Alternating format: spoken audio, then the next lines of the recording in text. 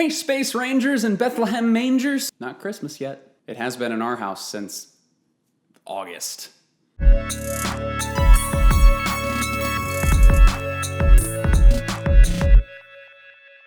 Hey everybody, my name is John and welcome to ADITW, A Day in the Word, the internet's favorite Bible. Welcome back to our series, How to Bible, where we are talking about how to Bible. How do we understand this book? How do we apply it to our lives? In the first couple weeks of our series, we've talked about what is the Bible, how the Bible is this incredibly unique book, unlike any other book we're likely to read. And then last week, we talked about the all-important word, context, and how putting the Bible into context helps deepen our understanding and assure that our understanding is more accurate. And today we're going to continue on the context train, because not only is it important to put the passage that you're reading within the context of the specific book that it's in, but also within the context of the entire Bible. What? You said it, honey. The fancy term for what we're talking about here is biblical theology. Our friends over at the Bible Project describe the Bible as this: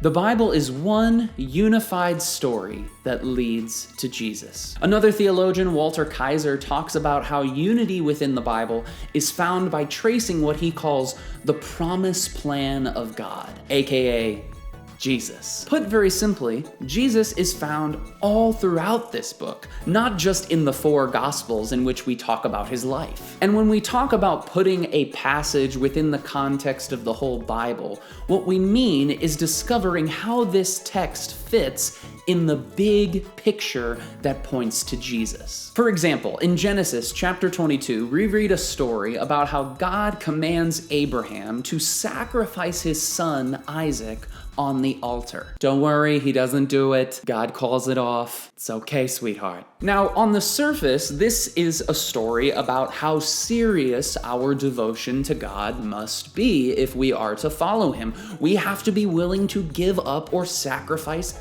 everything. And while that's a great lesson, when we put this story in context with the whole Bible, we realize that God is actually using this story to point to what he is going to eventually do through Jesus. God sacrificing his son. When we look at this story in the context of the big picture, we see that we're not learning about some sort of sick God that gets twisted pleasure over asking people to kill their own son just because he can. But what we learn is that we worship a God who never asks us to do anything that he himself hasn't already done. When we keep the text that we're reading in context with the big picture or big point of the Bible, we ensure that we're not looking at the Bible as a bunch of random disconnected readings. And so as you move forward with your study, I want to challenge you, wherever you're reading, whether it be the Old Testament or the New Testament, whether it be a prophecy, a psalm, or an epistle, always ask yourself the all-important question: how does this passage point to Jesus?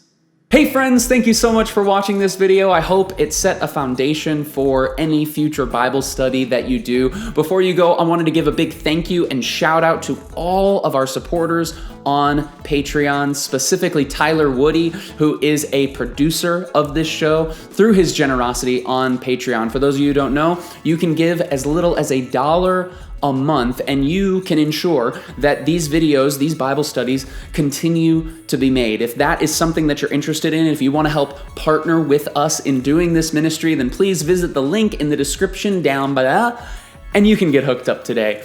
That is all I have for you right now. I will see you all next week for the next edition of How to Bible. I love you all. Keep being awesome.